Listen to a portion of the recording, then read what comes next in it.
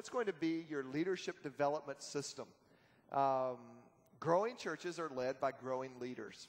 And so what is your plan for personal growth? It starts with your personal plan. You know, what are the conferences you're going to go to after this one? What are the coaching networks you're going to be involved in? Who are the mentors you're going to pursue? What books are you going to read? An appendix, in one of your appendices, in your notes, we listed our top 10 books. Every year on Church Leader Insights, I come out with a list of the top 10 books of the previous year. You know, what podcast are you going to listen to besides that great one that we put out every month? You know, what's your plan for personal growth? And, you know, a couple things that I just highly recommend to you that, again, we have no stock in, but one is the Willow Creek Leadership Summit. I am a huge fan of the Leadership Summit. It's offered every year in August. It's simulcast from Chicago to something like 100 locations around the country, and so it's easy for you to drive to or just travel back and forth to. It costs a relatively small amount for the quality of training that you get. I like to do that every August, and I consider that like my spring training.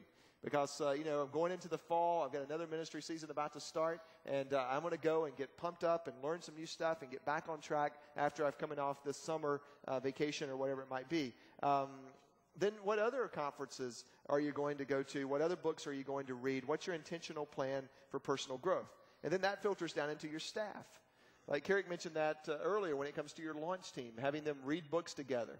When it comes to your staff, even if they're part-time. You know, you can start by having them read our book on launch. You can have them read some of these other books that we've recommended on team management or leadership. And you may have to read that slower than you would personally. You know, it might take you a couple of months to read a book even the size of Launch, or it might take you, 3 months to read a book the size of Purpose Driven Church. But they're reading, they're learning, they're growing. What DVDs are you giving them? You know, what audio resources are you putting in their hands to study? What churches are they going to check out and to learn from? And then the same thing with your volunteers. There has to be a leadership development piece at every level inside of your organization. Because one of the things that will strangle your growth over the long term is a lack of leaders.